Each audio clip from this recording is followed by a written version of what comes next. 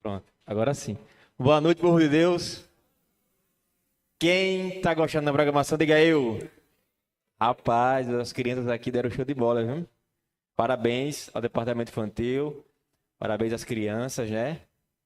A gente sabe que tem um sacrifício do treino, né? Dos ensaios, mas quando chega no dia, acontece talvez até melhor, mais emocionante do que foi no ensaio, não é isso? Então, assim, a gente louva a Deus pela vida de cada criança.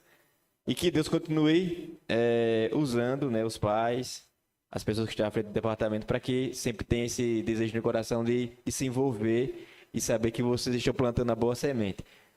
Amém? Ó, então a programação de hoje está falando sobre esse momento tão especial que é o Natal. E o sermão dessa noite ele vai falar sobre aquilo que representa o nascimento de Jesus, que é um milagre. Você está aqui é um milagre, né? Amém?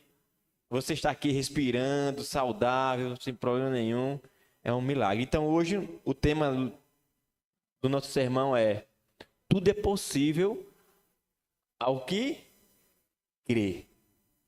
Eu vou começar o sermão contando uma história que eu acredito que alguns aqui já devem ter ouvido em algum momento da vida. Deixa eu só ver se tá ligado aqui. Agora tá.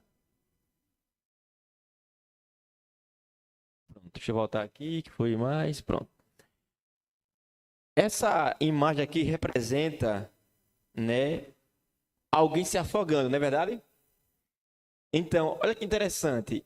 Em 2015, não está com muito tempo, um jovem, né, um adolescente, com o nome de John Smith, ele estava caminhando em um lago ali, de gelo, quando ele se afogou, né?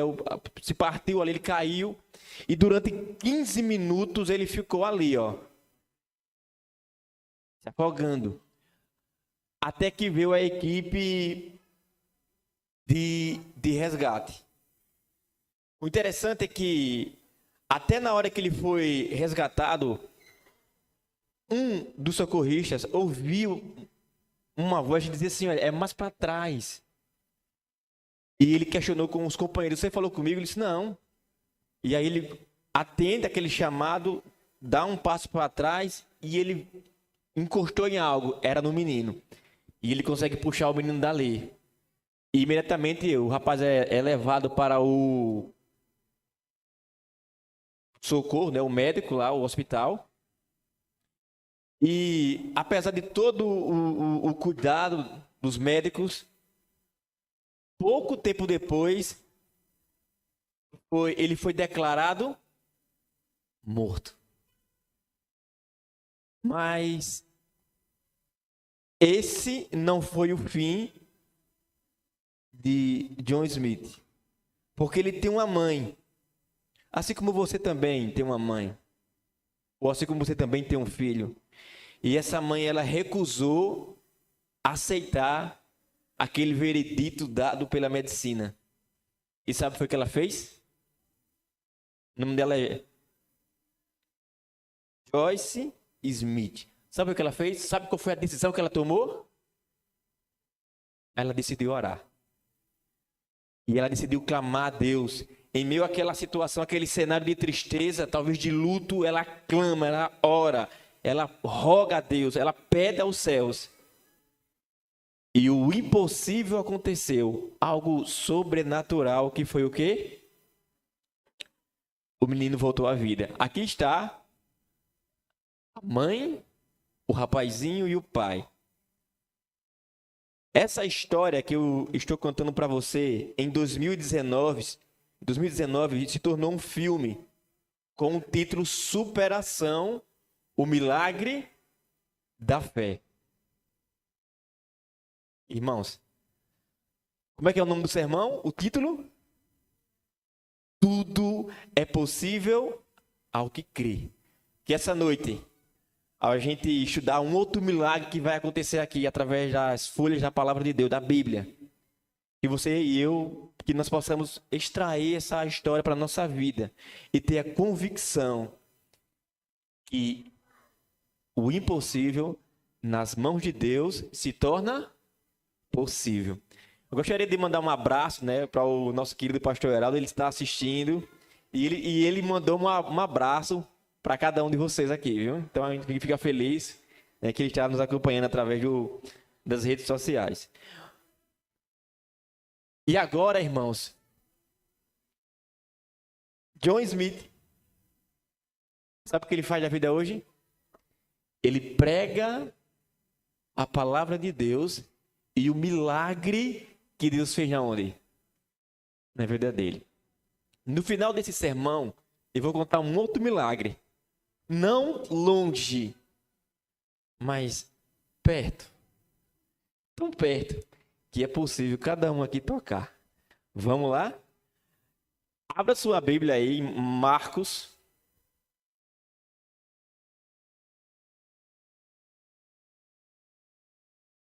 Marcos, no capítulo 9.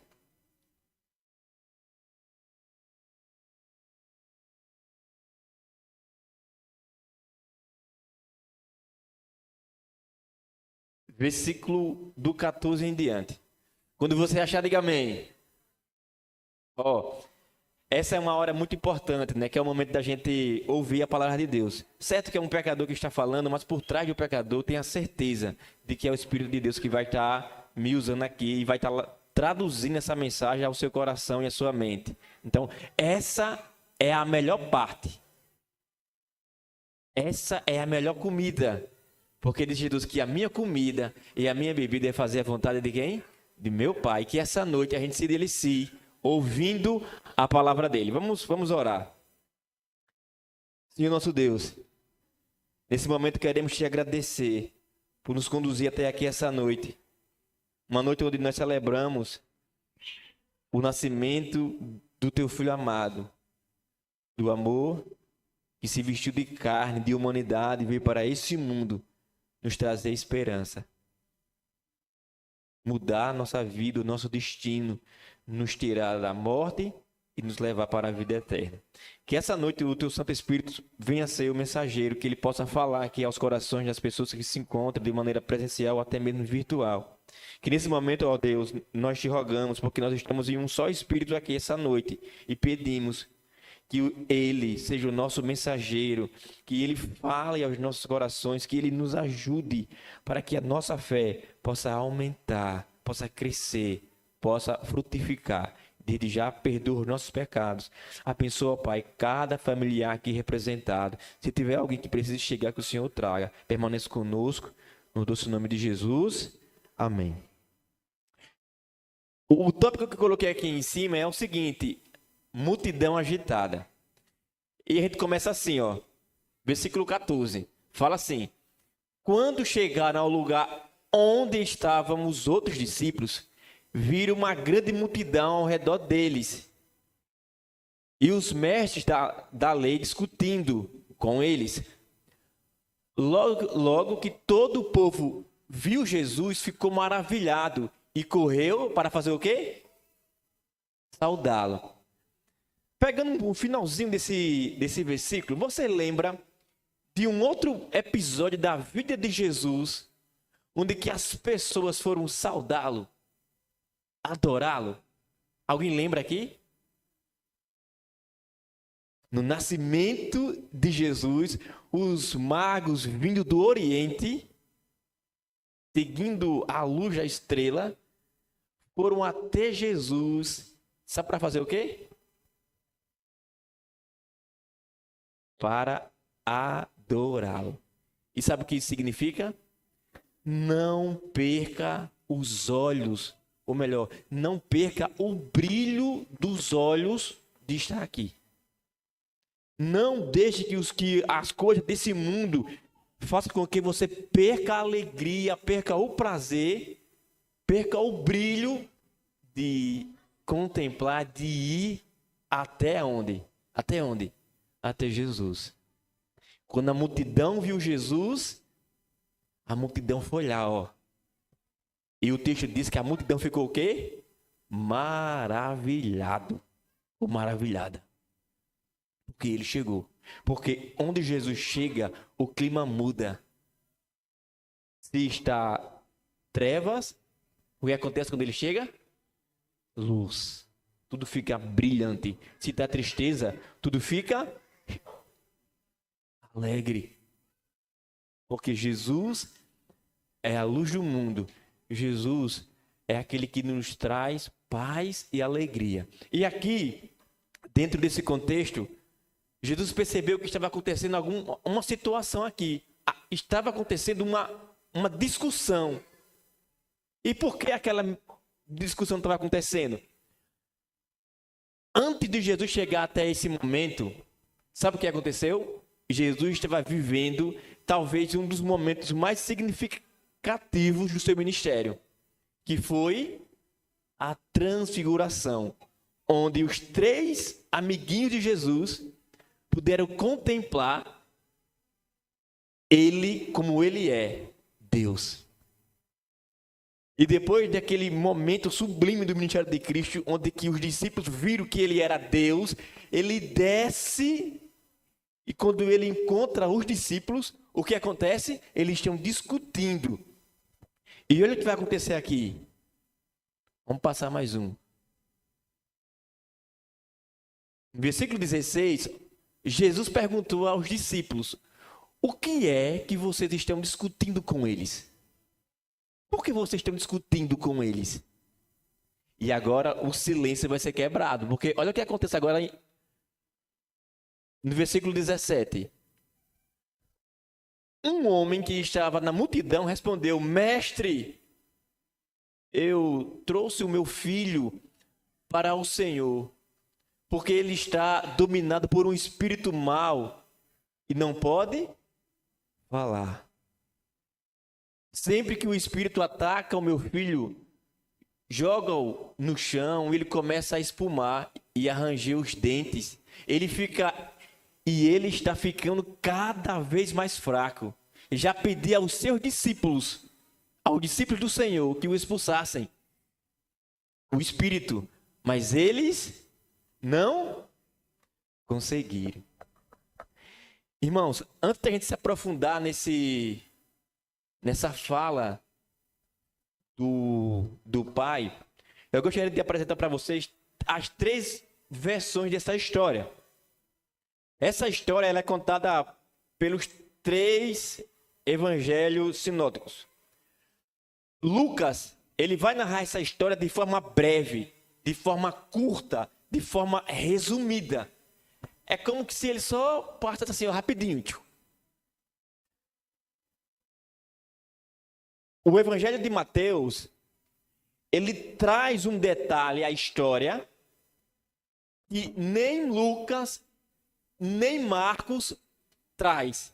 E sabe qual é? Quando você vai no capítulo 17 de Mateus, capítulo 17 de Mateus, no versículo 14 e 15, olha a informação que ele traz para a gente. Ele traz assim, ó: e quando chegaram para junto da multidão, aproximou-se dele um homem que se ajoelhou e disse: Senhor, compadece de meu filho, porque é lunático e sofre muito, pois muitas vezes cai no fogo e muitas vezes na água. Essa palavra aqui, ó, lunático, ela tem uma conotação diferente no nosso português. Quando você traz ela quando você traduz ela do grego para o português, ele sofria de, como é que é o nome daqueles ataques epiléticos? Então, Mateus diz que o problema do menino, ele que sofria com ataques epiléticos.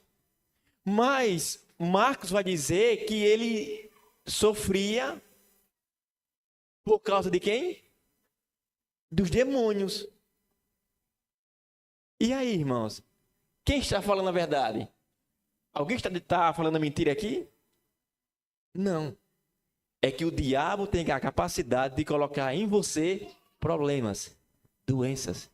Lembra da história de Jó? Quem colocou aquela doença nele? Quem foi? O diabo. Irmãos, o diabo tem a capacidade de tocar em você e deixar você com um câncer. E deixar você com qualquer tipo de doença. Por isso, cuidado. Cuidado com a sua vida. E por que eu escolhi o livro de Marcos para narrar essa história? Porque Marcos vai contar essa história de forma completa. É o que vai mais profundo de todo esse contexto aqui. Por isso que nós vamos usar Marcos, mas também iremos usar quem? Mateus. E agora sim, vamos seguir aqui. Passar essa visão para vocês. Quando Jesus ouviu aquela colocação do Pai, ele ficou triste. Olha o que Jesus falou no versículo 19. Jesus disse: gente sem, quero ouvir de vocês, gente sem fé. Até quando ficarei com vocês? Até quando terei de aguentá-los? Trago o menino aonde? Mas por que Jesus falou isso? Você consegue imaginar a profundidade disso aqui? Irmãos, quem fez com que as pragas caíssem no Egito? Quem foi que fez? Deus, certo? Qual pessoa? Só para nós aqui. Qual pessoa fez cair as pragas no Egito? Qual pessoa? Pai, Filho ou Espírito Santo? Jesus. Quem abriu o mar vermelho para o povo passar? Quem foi? Jesus. Quem alimentou o povo como estava faminto no deserto? Quem mandava o maná para o povo? Quem foi? Jesus. E aí, irmãos, quando Jesus fala assim: até quando ficarei com vocês, gente sem fé? Jesus está falando da história do povo de Israel, que apesar de todos os milagres que eles presenciaram, da ação de Deus, eles continuavam sem fé. Sabe qual é o meu problema? Sabe qual é o seu problema? É que a gente vê o milagre agora, mas amanhã a gente esquece. A gente clama a Deus por uma bênção, a bênção vem e depois lá na frente a gente esquece. A gente perde a fé. E Jesus aqui está cansado porque o povo de Israel sempre está esquecendo o poder que esse Deus, que é o seu Deus, que é o meu Deus, ele tem. Quem derrubou o gigante? Foi Davi? Quem foi? O anjo do Senhor. Quem deu aquela força incalculável para Sansão? Foi quem? Foi Deus. Foi ele, Jesus. Porque toda a Bíblia, do Antigo ao Novo Testamento, aponta para ele. E lá no princípio, quem foi que disse haja luz? Foi ele. Aí ele desce da transfiguração, os discípulos viram aquele momento sublime do ministério de Cristo. E Jesus olha para aquele cenário e diz: gente sem fé, até quando ficarei com vocês? Até quando eu vou suportá-lo? Traga o menino aqui e olha o que vai acontecer agora aqui. Lá em Mateus 17, agora do versículo 19 ao 20, olha que interessante isso aqui, ó. Depois os discípulos chegaram perto de Jesus, em particular, e perguntaram: por que foi que nós não podemos expulsar aquele demônio?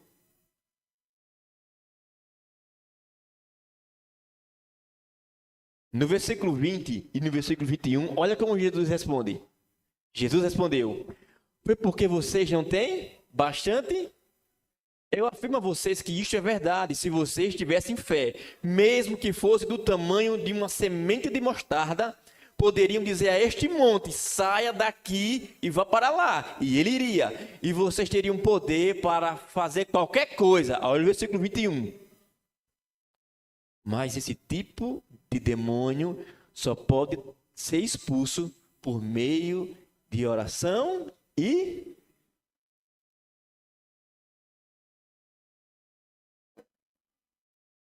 aqui nós temos 3 pilares de uma vida consagrada. 3. Primeiro, fé. E o que é a fé? O que é a fé? O apóstolo Paulo diz que a fé É aquilo que nós nos agarramos, porque todo o universo, as estrelas do céu, como está à noite, a lua, o sol, todo o universo foi criado pelo poder da palavra de Deus. E nós não precisamos de explicações, de evidências. O apóstolo Paulo diz que é pela fé. Nós não precisamos de lógica. Nós só precisamos de quê? De fé. É pela fé que nós acreditamos que Ele criou o universo. E quanto mais Deus se esconde, mais Ele se revela. Dá para entender isso? Quanto mais Deus se esconde, mais Ele se revela. Como assim, Diego?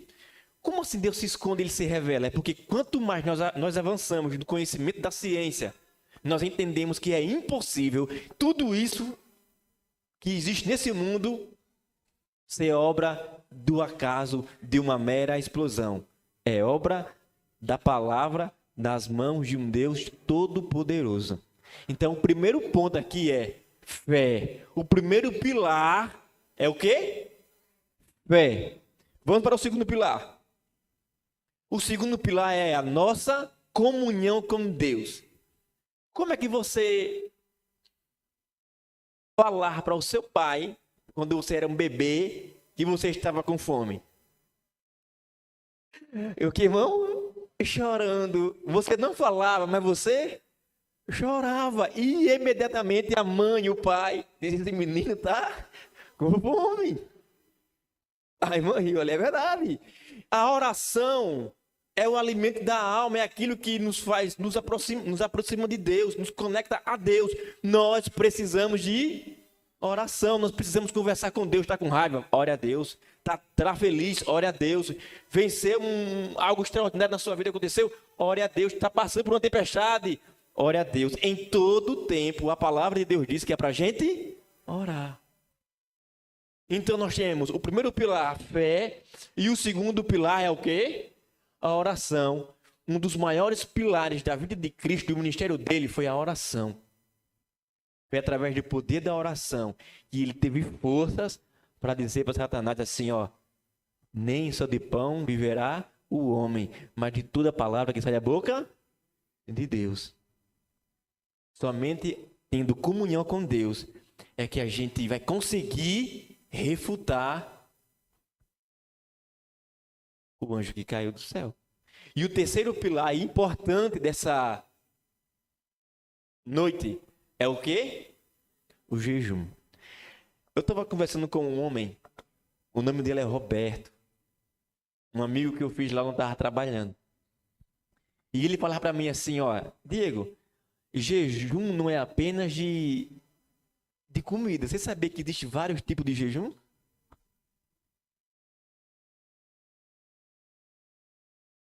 Às vezes eu tenho que fazer um jejum disso aqui.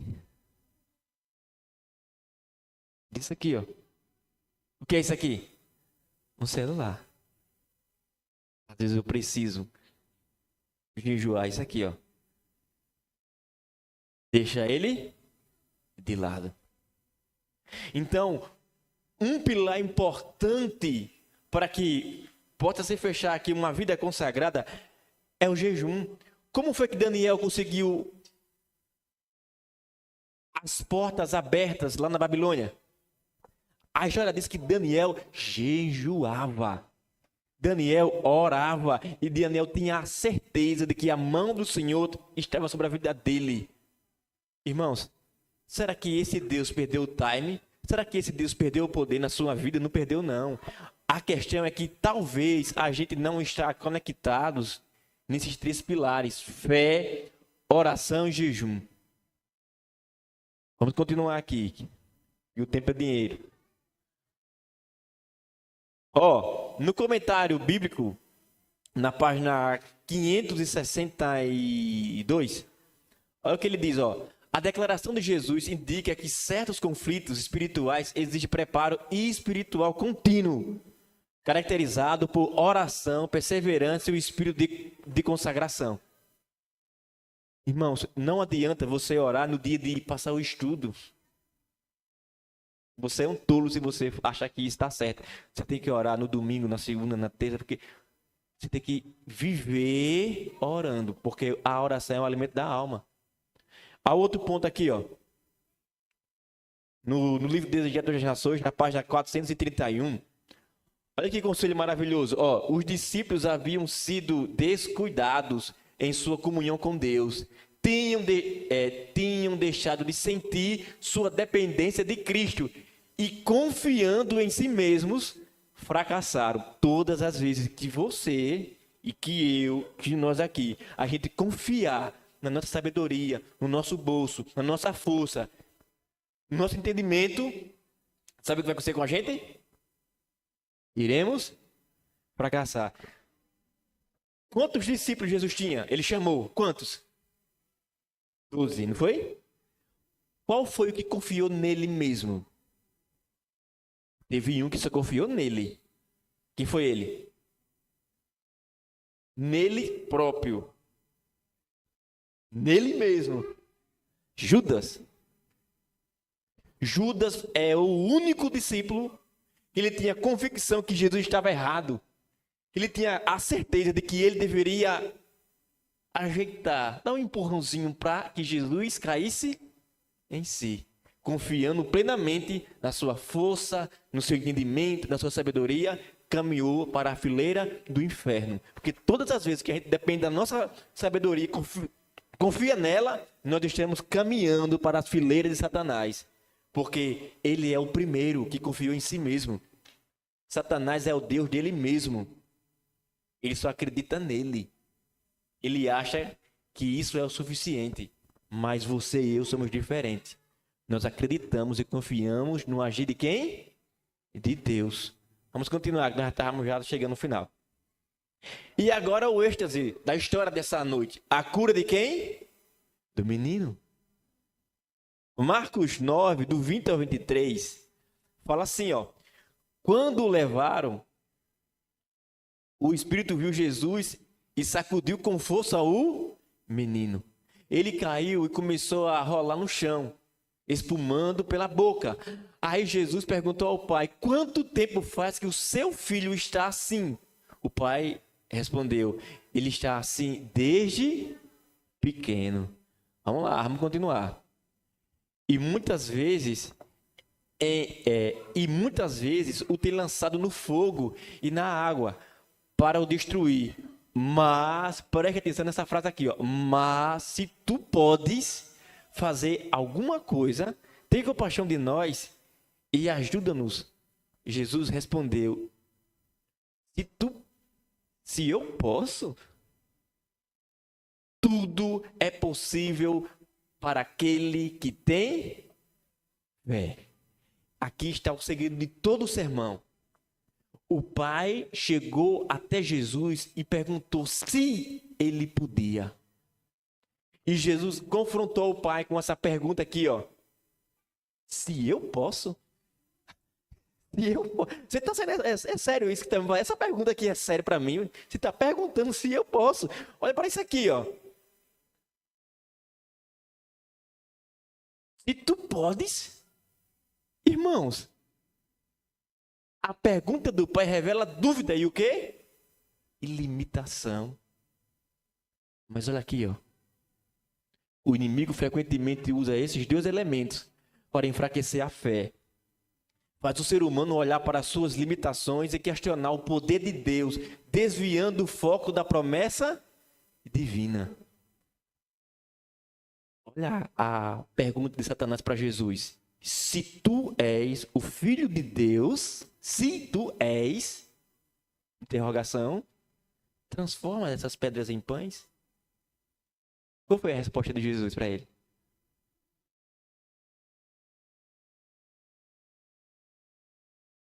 Ele disse, está escrito, nem só de pão viverá, mas de toda palavra que sai da boca de quem? De Deus. Irmãos, não existe o impossível para Deus. Eu não sei qual é a sua dificuldade que você chegou aqui. Eu não sei qual é a tempestade da sua vida. Eu não sei qual é a adversidade que você está passando, está enfrentando. Mas uma coisa eu sei. Para Deus, o impossível não existe. Se você tiver fé, tenha certeza que assim como aconteceu com esse menino, vai acontecer na sua vida. Se você está aqui essa noite, é porque Deus está querendo falar algo especial para você hoje. Não limite o poder de Deus.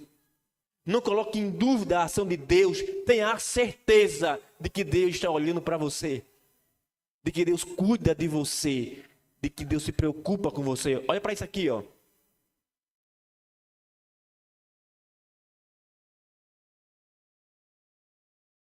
Jesus deixa claro que não há limites para o poder de Deus. O limite não está em Deus, mas na disposição humana de crer.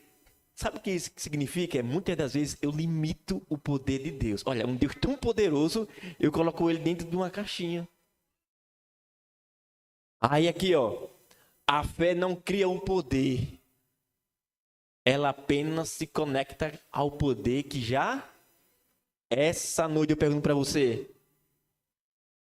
Você tem fé? Você acredita que ele pode mudar essa situação que você está vivendo?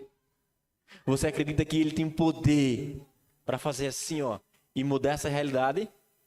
Aquela mãe desesperada orava e clamava pelo seu filho do início da história do sermão. Consegue imaginar a cena, ela chorando, o filho lá morto? Ela gritava: Senhor, tem de misericórdia do meu filho.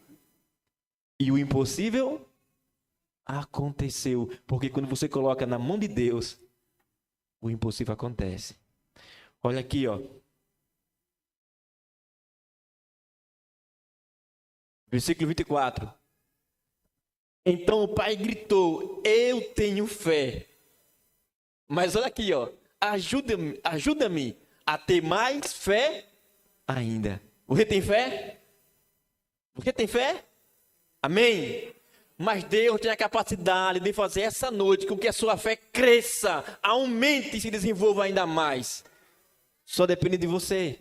Versículo 25. Quando Jesus viu que muita gente estava se juntando ao redor dele, ordenou ao espírito mau, espírito surdo e mudo: saia desse menino e nunca mais entre nele. Irmãos, o que acontece a partir desse momento é algo assim, desesperador para o pai. A Bíblia não relata se a mãe estava ali, mas provavelmente a mãe deveria estar ali. Mas olha o que acontece, irmãos. Deixa eu ler essa passagem aqui rapidinho.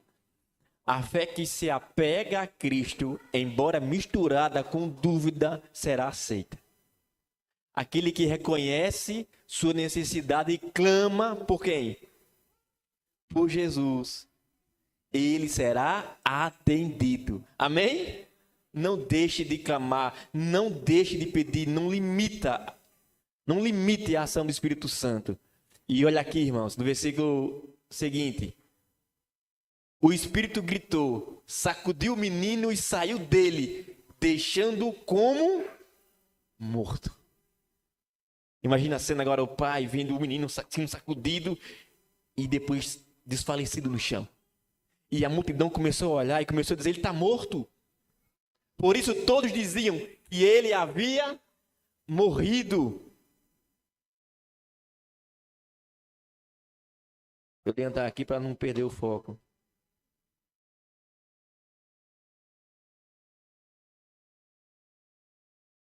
Por isso todos diziam que ele havia morrido, mas Jesus pegou o menino pela mão e o ajudou a ficar de pé.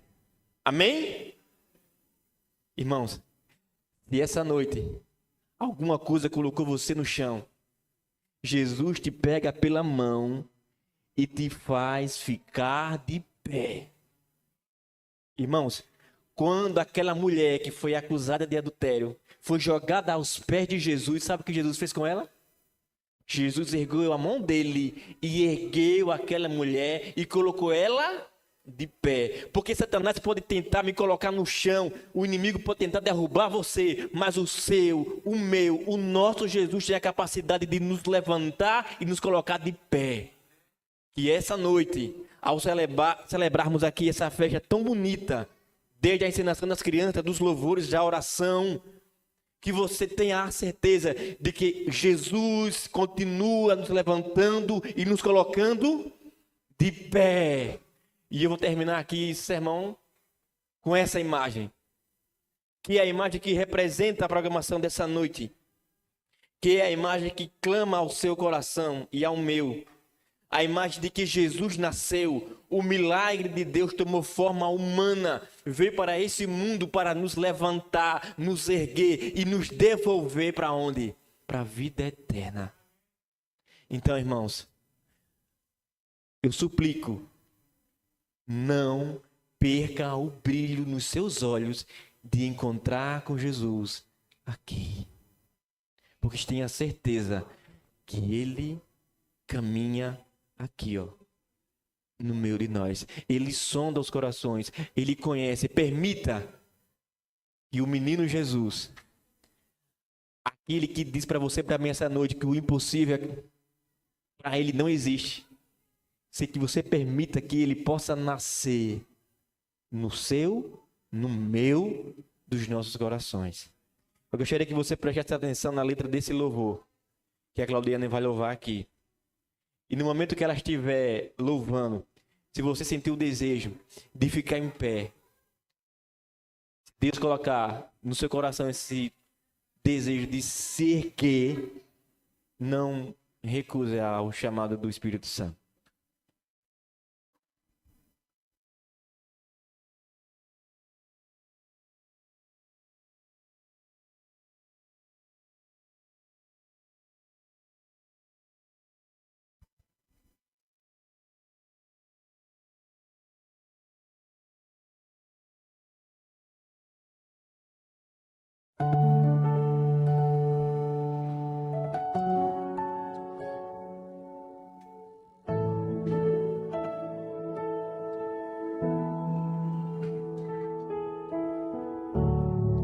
Desde a eternidade Ele me chamou, perdoou os meus pecados, com suas mãos Ele me formou. Ele enviou seu Filho amado, Ele enviou o Salvador, e em meio aos nossos pecados Ele simplesmente nos amou.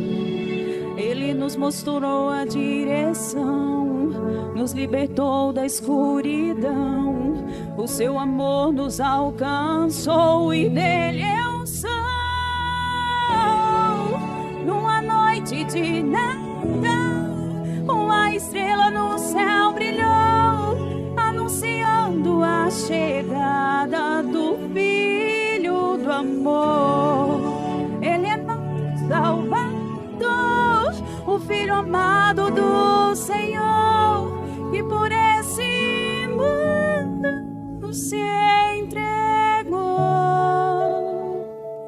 Ele é Jesus, o Filho da luz, que todo joelho se dobre diante de sua glória.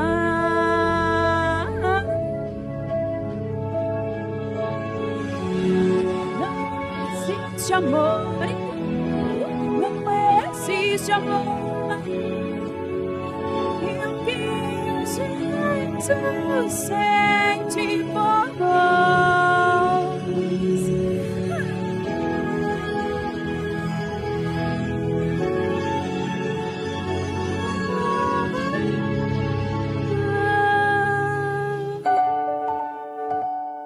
Ele é Jesus. Amém. Irmãos, ontem eu estava lendo mais um capítulo desse livro. Gostaria de compartilhar com vocês o finalzinho, que eu achei interessante para o momento aqui. Lá em 1 Coríntios 1:20 diz assim: Paulo clama: onde está o sábio? Onde está o instruído? Onde está o questionador desta era? Por acaso Deus não tornou absurda a lógica desse mundo? No seu tempo, a cruz e a expiação não faziam sentido nenhum no âmbito da cosmovisão, das cosmovisões reinantes. Os filósofos trataram Paulo com desdém no Areópago, em Atos 17. E ali quase ninguém creu em sua mensagem. Contudo, me responda agora: onde está a sabedoria daquele mundo? Ela se foi, acabou. Ninguém acredita mais naquelas cosmovisões, e assim será sempre. As filosofias do mundo vão e vêm, erguem-se e caem, mas a sabedoria que pregamos, a palavra de Deus, continua sempre atual. Irmãos, naquele dia, lá em Atos 17, Paulo foi rejeitado. É interessante que todos aqueles pensamentos, aquela filosofia daquele povo passou. E a palavra de Deus continua tão viva quanto nos dias de Paulo. Lembra que eu falei para vocês que eu ia contar um milagre que aconteceu parecido com o do início do sermão, que era possível até tocar? Alguns meses atrás, o filho da Franciele, ele acabou engolindo uma agulha. E de uma forma assim que, praticamente, sem explicação, a agulha desceu e não perfurou, não causou nenhum tipo de dano ao bebê. Aí a pergunta que eu faço para vocês essa noite: sorte ou Deus? Milagre ou acaso? Milagre. Nós temos um Deus vivo aqui. Um Deus que cuida de nossos filhos, que cuida das nossas vidas, que cuida de nós. Um Deus que nos ama e sabe a sua luta, ele entende a minha luta.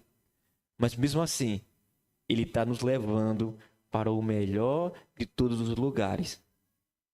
Porque tudo é possível ao que crê. Que Deus continue colocando combustível, lenha na fogueira da sua, da minha, das nossas fé. Amém? Senhor nosso Deus, nós queremos te agradecer pela fé que o Senhor ainda alimenta no nosso coração. E nós te pedimos que o Senhor faça com que ela cresça cada vez mais. Não importa a idade, se é de criança a idoso, mas que o Senhor faça com que essa fé cresça, se desenvolva cada vez mais e que ela seja uma chama, uma tocha viva para que outras pessoas também possam ser contagiadas.